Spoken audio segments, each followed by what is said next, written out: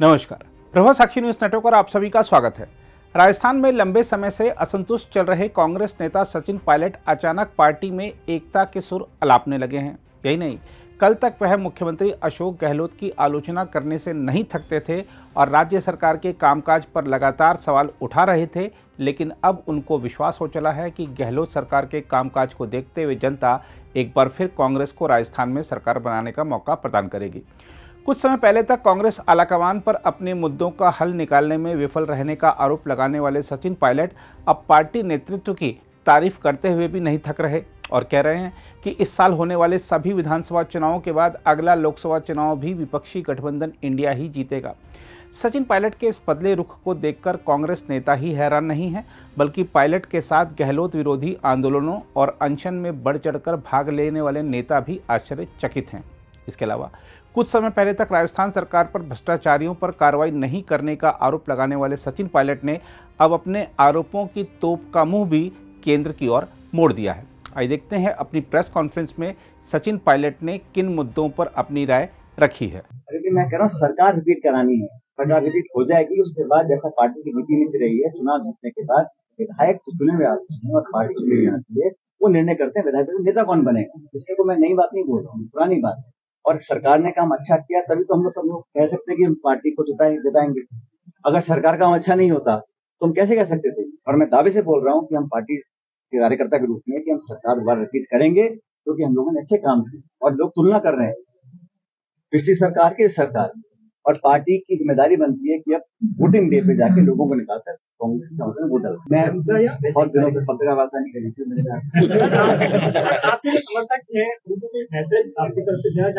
मेरा सब कांग्रेस पार्टी के समर्थक हैं और मैं कांग्रेस पार्टी का कार्यकर्ता हूँ। हम सब मिलकर एक परिवार के रूप में रहते हैं, काम करेंगे। और मैं दावे से दोबारा कह रहा हूँ आपको, ताकि आप लोग कंफ्यूज ना हो, राजस्थान के अंदर कांग्रेस की सरकार दोबारा बनानी है, सबको साथ लेकर चलना है। तेरा मेरा करने का कोई समय नहीं है।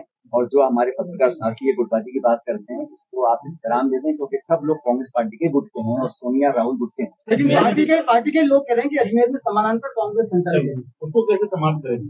समानांतर कांग्रेस एक है, चुनाव चिन्ह एक है, ये तो बहुत बड़ा जरिया है, इसमें सब लोग शामिल हैं। संगठन की बैठक शहर अध्यक्ष नहीं बुलाते हैं, कहीं और से उसका कॉल। धर्मेंद्र राठौड़ उसको साफ साफ धर्मेंद्र राठौड़ बुलाते हैं बाकायदा आरटीडीसी के चेयरमैन जो है वो संगठन की बैठक कॉल करते हैं। धर्मेंद्र राठौड़ आरटीडीसी चेयरमैन, हाँ, उन्होंने आपके लिए भी स्टेटमेंट दिए थे पहले। उनका आरोप है कि वो समानांतर कांग्रेस चला रहा है। मुझे लगता है ऐसे कोई कर रहा होगा, अगर कोई कर रहा है तो आपके ये मुझे लगता है ऐसे कोई कर रहा होगा। अगर कोई कर रहा है तो ठीक नहीं, हम सबको साथ में। अब ये चुनाव आ रहे हैं, लोग बयान देते हैं, लेकिन मुद्दों की बात कोई नहीं कर रहा। उनका ये है कि 25 साल से जीते गए राजस्थान से, आपने राजस्थान को क्या दिया। एआरसीपी के प्रोजेक्ट को आपने मान्यता दी। मोदी जी खुद कह गए थे कि इसको हम बनाएंगे नेशनल प्रोजेक्ट, अजमेर में बोल के गए थे। क्या रहा, डीपीआर बन गई, हम लोगों ने पैसा सैंक्शन कर दिया, आप करना नहीं चाह रहे। और एक मंत्री ने तो बोला कि जब सरकार बनेगी तभी करेंगे। मतलब ये जो तरीका है ना काम करने का, ये मनमोहन सिंह प्रधानमंत्री थे, उन्होंने कभी पक्षपात नहीं किया। सरकार किसी पार्टी की स्टेट में हो, लेकिन फेडरल स्ट्रक्चर में इलेक्टेड गवर्नमेंट है, उसको आपको इसका जो शेयर है, रेवेन्यू शेयर, वो देना पड़ेगा। उसका जो डिमांड देनी पड़ेगी, उसको सहयोग करना पड़ेगा। पहले शेयर 90-10 का होता था, सेंट्रल स्पॉन्सर स्कीम था, स्टेट स्पॉन्सर स्कीम, उसको हाफ कर दिया। हजारों करोड़ राजस्थान सरकार का जो है बकाया, दिल्ली दे नहीं रही। हमारे सभी सांसद पद जीत के गए लोकसभा के, उन्होंने क्या योगदान दिया है। कोई नई पॉलिसी बनाई हो, कोई राजस्थान को विशेष दर्जा प्राप्त हुआ हो, कहीं रेलवे लाइन सैंक्शन की हो, एआरसीपी को सैंक्शन किया हो। और एआरसीपी को लेकर मुझे लगता है भारतीय जनता पार्टी को अपना रुख स्पष्ट करना चाहिए। अब ये बहानेबाजी का समय नहीं है। आप अगर करना चाहते तो आप करिए। और हमने तो कहा कि हम जितना मांगो से ज्यादा सहयोग करने को तैयार है, लेकिन उनकी नीयत में लगता है ये है कि बस चुनाव निकल जाए, उसके बाद हम निर्णय करें। हाँ, मुख्यमंत्री के कामकाज को किस तरह से लेते हैं, और मैं कह रहा हूँ अगर कामकाज अच्छा है तो अगली बार संभव नहीं होगा कि दो आपके अलग अलग सवाल है। हमारे यहाँ सरकार हमेशा एक कलेक्टिव गवर्नमेंट होती है, और सरकार हमारी जो काम कर रही है, हमारी पार्टी ने चुनाव लड़ा था, मैनिफेस्टो के आधार पर चुनाव लड़ते थे, जनता ने वोट दिया हमारे घोषणा पत्र को पढ़कर। वो नीतियों को क्रियान्वयन करने के लिए कैबिनेट और सरकार ने पॉलिसी बनाई और लोग उसको पसंद कर रहे हैं। और मुझे कहने में संकोच नहीं है, सरकार की अच्छी पॉलिसीज नहीं, अच्छा वर्क रहा, लोग उसको अप्रिशिएट भी कर रहे हैं। और जनता में अब उन पॉलिसीज को हमने लॉन्च की है, उनको जनता तक हमारे कार्यकर्ता पहुंचाएंगे। सरकार और सरकारी कर्मचारी एक लिमिट तक काम करते हैं, पब्लिक सेंटिमेंट बदलने के लिए कांग्रेस का वर्कर जो बूथ पे खड़ा होता है वो लाभार्थियों को जाके अपना कम्युनिकेट करें कि हमने पार्टी की जो सरकार ने किया है और पार्टी ने किया है, तब तक पहुंचे। महंगाई अगर हम लोग कम कर रहे हैं, आज प्रियंका जी ने बोला ना बाकी काउंसिल में, क्या जरूरत पड़ी है स्टेट गवर्नमेंट्स को महंगाई राहत शिविर लगाने की, क्योंकि केंद्र सरकार ने यहाँ पे डाका डाला है लोगों की जेब के ऊपर। 1200 का सिलेंडर बेच रहा है, एक समय टमाटर 200 रुपए का किलो हो गया था। तो सरकार की पॉलिसी विफल रही है, इसलिए स्टेट गवर्नमेंट को करना पड़ रहा है। कौन स्टेट गवर्नमेंट चाहती है कि हम महंगाई राहत शिविर लगाएं? मजबूरी लगाना पड़ रहा है, क्योंकि महंगाई की मार लोग सहन नहीं कर पा रहे हैं। और इस स्टेप को गवर्नमेंट को सबने अप्रिशिएट किया है। अब उन पॉलिसीज और गवर्नमेंट के जो हमारे जनता के जो हमारे हमने काम किए हैं उनको आगे तक ले जाने के लिए कांग्रेस के कार्यकर्ताओं को मैं पसंद करूंगी और वो आगे लेकर। ऐसी परिस्थिति में आप कांग्रेस को कोई सिखा पाएंगे? देखिए, जब चुनाव होता है तो एक व्यक्ति चुनाव नहीं लड़ता है, पूरी पार्टी चुनाव लड़ती है। भारतीय जनता पार्टी के अंदर जो आज चल रहा है वो आप कुछ छुपा नहीं, और वहां पर जो खींचतान मची है उनका अंदरूनी मामला है, मैं उसमें कुछ टिप्पणी नहीं करना चाहता हूँ। फिर मैं जानता हूँ जब चयन करेंगे प्रत्याशियों का, तो सर्वे हमारी पार्टी करवा रही है, जिताऊ उम्मीदवार को पार्टी टिकट देने जा रही है।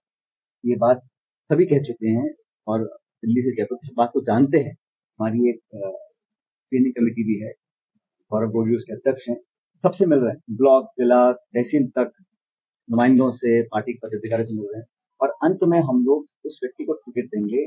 और पैमाना हमारा सिर्फ जीतने वाला है, कौन सीट जीत सकता है, क्योंकि चुनौती बड़ी गंभीर है। देश में लोकसभा के चुनाव अगले साल है। अगर इन चारों स्टेट्स में कांग्रेस पार्टी जीतती है तो मैं पूरे कॉन्फिडेंस से बोल सकता हूँ कि 2024 के अंदर भी सरकार कांग्रेस लेड हमारी जो इंडिया अलायंस है वो हम लोग सरकार बनाएंगे। राजस्थान का चुनाव जीतना बहुत जरूरी है, इसलिए पूरी ताकत के साथ प्रत्येक कार्यकर्ता सब बातें बोलकर चुनाव जीतेंगे।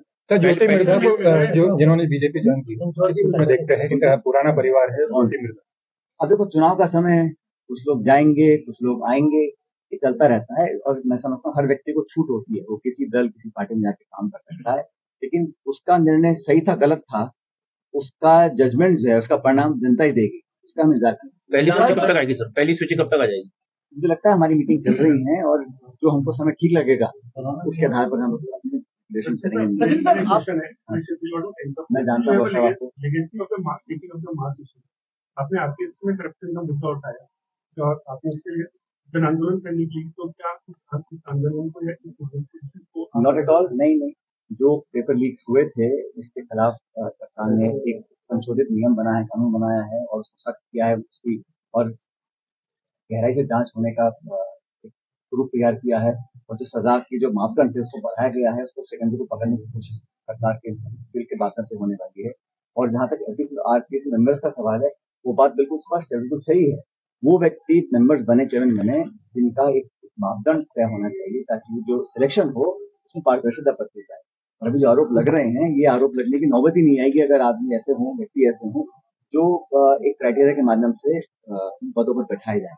वो बात जायज है, बात को स्वीकार किया, पार्टी सरकार दोनों बात को मानते हैं। मैं समझता हूँ आम आदमी मानता है कि जो चयन होता है वो करने वाले लोग अबव बोर्ड होने चाहिए, उनकी इंटेग्रिटी, उनकी क्वालिफिकेशंस पर कोई संदेह ना कर सके, व्यवस्था को बनाएंगे। सर, आपने कहा जीत का रास्ता एकजुटता और कार्यकर्ताओं की मेहनत से होकर निकला। अजमेर की बात करें तो यहाँ पे पिछले कुछ समय में पार्टी के सीनियर लीडर्स पर कांग्रेस के ही लोगों द्वारा मुकदमे दर्ज किए गए, मानहानि के दावे भी हो रहे हैं। बड़ा दुर्भाग्यपूर्ण है अगर ऐसा होता है। मुझे लगता है छोटा मोटा हिंसा चलती रहती है संगठन के अंदर, लेकिन सब लोगों को समझना चाहिए कि ये बहुत महत्वपूर्ण जिला है और यहाँ पर कांग्रेस के जो धरातल के वर्कर्स हैं, जिन्होंने सालों तक यहाँ पर काम किया है, उनकी भावनाओं को समझना चाहिए और सबको साथ लेकर चलने का काम करना है। और इसी भावना को लेकर हम सब आज तक यहाँ पे काम करते आए हैं। यहाँ सांसद हमारी कोशिश थी और अजमेर में थोड़ा बहुत यहाँ मामला थोड़ा मिर्च मसाला रहता है, लेकिन कोई बहुत ज्यादा चिंता की बात नहीं है। सब लोग समझ रहे हैं चुनाव आ रहे हैं, सब आपस में काम करेंगे। कांग्रेस अगर रिपीट होती है तो इस बार सीएम का चेहरा कौन होगा? देखिए, बात ये है कि पहला मुद्दा ये है कि हम एक दूसरे को चुनाव लड़ेंगे, ठीक है, वो सब इस बात पे कमिटेड हैं। हम चुनाव चारों सीट में जीते हैं, ये हमारी प्रायोरिटी है। चुनाव जीतने के बाद इस बात को केसी वेणुगोपाल जी, हमारे संगठन महासचिव जी बोल चुके हैं, चुनाव हम जीते हैं, उसके बाद हमेशा ये होता है कि विधायक दल जो होता है या पार्टी आलाकमान होता है वो तय करते हैं कि कौन किस पर वोट करेगा। वो निर्णय हमेशा चुनाव के बाद होता है। करीब पार्टी आज की चुनाव के लिए पूरे देश में है और पहले से आप विधानसभा चुनाव लड़ेंगे? इसी जरूर है।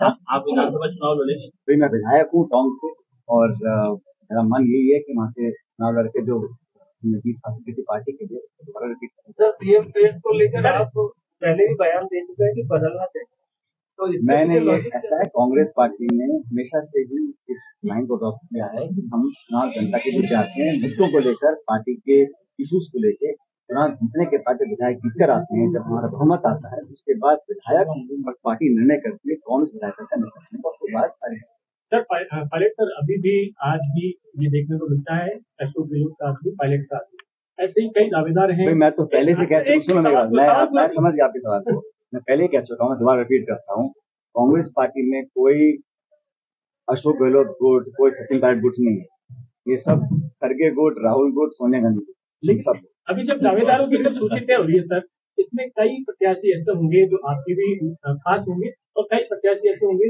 मुख्यमंत्री या कांग्रेस के आलाकमान के खास होंगे। ऐसे में असमंजस की दोनों ही जगह पर मैं स्पष्ट कर देता हूँ, उम्मीदवार जो है मैं स्पष्ट कर देता हूँ कि जो भी उम्मीदवार हैं, जो भी कहीं के भी हैं, वो सब मेरे ही गुट के हैं, उसमें कोई किसी का अलग गुट किसी का नहीं है, सब कांग्रेस पार्टी के हाथ के निशान के साथ में।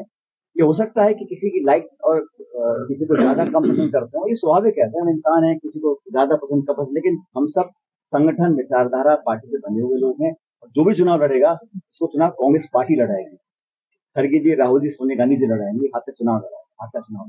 तो ये सबको बात जानते हैं और सब बात को, लेकिन अंदर ही अंदर सब यही कहते हैं कोई अंदर बाहर की बात नहीं है, बिल्कुल स्पष्ट है, मिल गया तो उसकी बैंड बजा सब मिलकर लड़ेंगे, ऐसा आप क्यों लोगों को भड़का रहे हैं, सब मिलकर चुनाव लड़ेंगे, किसी का उन्हें कोई संदेह नहीं है।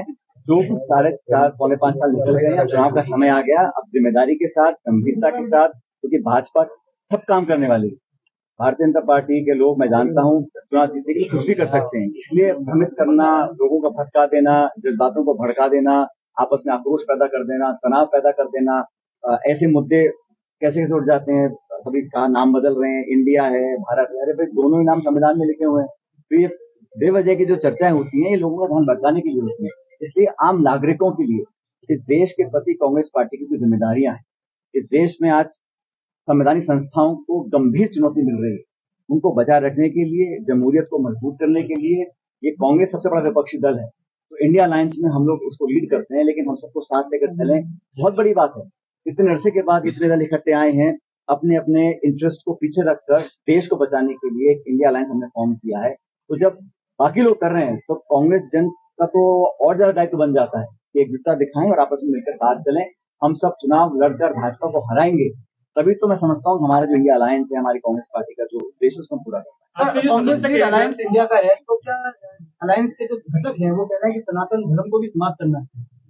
ऐसा है, मैं क्या का कमेंट करना नहीं चाहता हूँ, लेकिन हम में से किसी भी व्यक्ति को ऐसी कोई बात नहीं बोलनी चाहिए जो किसी और दूसरे व्यक्ति के जज्बात या सेंटिमेंट्स को हर्ट करे। हमारी कुछ भी सोच हो वो हम तक रखें, लेकिन किसी को भी अधिकार नहीं है कि किसी और के फीलिंग्स या सेंटिमेंट्स को हम लोग हर्ट करें। ये हमारे यहाँ एक फ्रीडम ऑफ स्पीच है, अपनी आप बात को व्यक्त कर सकते हैं। अगर आप भी लेना चाहते हैं देश दुनिया की तमाम जानकारी तो आज ही सब्सक्राइब करें हमारे चैनल को, साथ ही नीचे दिए बेल आइकन को जरूर दबाएं ताकि हर अपडेट आप तक पहुंच सके।